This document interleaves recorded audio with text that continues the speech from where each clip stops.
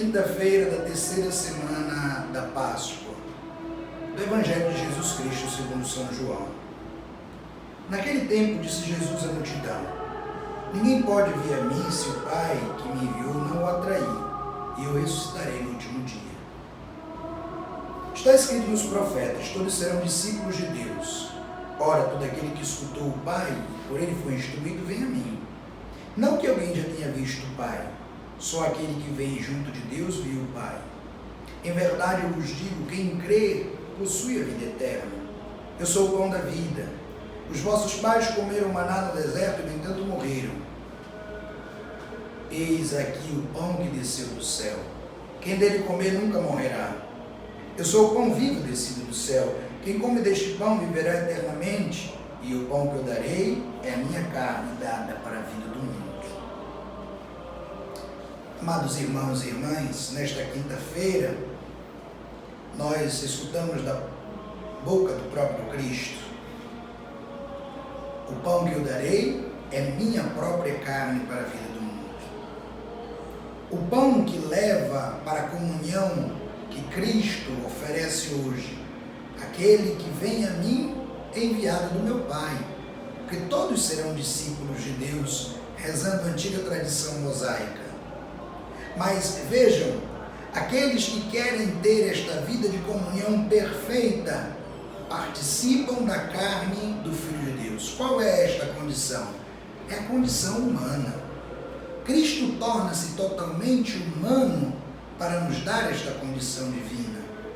Existe essa comunhão primeira na encarnação, mas Cristo, voltando para o seio da Trindade, levando a nossa dignidade à mais alta bondade de Deus, quis permanecer conosco. Eu darei a minha carne. Isto é o meu corpo dado por vós. Isto é meu sangue, sangue que lava, redime os pecados. Cristo não nos ofereceu uma vida que seria totalmente fácil. Sabia que nós muitas vezes teríamos que enfrentar o pecado. E o alimento para poder ter coragem, força, para enfrentar todas as situações da vida, chama-se Eucaristia, a minha carne dada para a vida do mundo. É muito interessante o Evangelho de São João nos mostra, porque cada vez que nos afastamos de Cristo na Eucaristia, geramos em nós sinais de morte. Às vezes fico me perguntando, por que as pessoas, quando caem em pecado grave, em vez de reconciliar-se com Deus através da confissão e buscarem a Eucaristia, afastam-se, quase que com uma vergonha de Deus? Não vou comungar mais. E como não podem comungar mais, afastam-se também da igreja.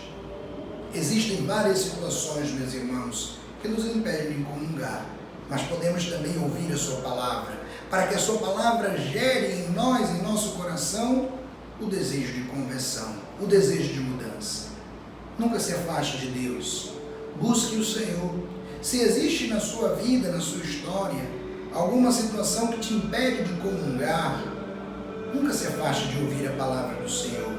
Nunca abandone a capacidade de ser atraído por Deus, porque veja, o início deste Evangelho nos diz isso. Deus o atrairá através do seu Filho, para que o Filho ressuscite no último dia.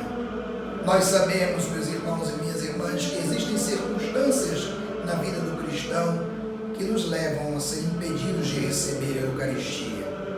Não se afaste de Deus por causa disso. Não se afaste da palavra dele por causa disso. Busque a comunhão espiritual, busque a comunhão da palavra. Mas você, meu irmão, minha irmã, que pode comungar, mesmo neste tempo que nós estamos vivendo de isolamento social, busque assim que possível a Eucaristia, porque este é o alimento que nos leva para a vida eterna, o pão verdadeiro, a carne verdadeira de Cristo.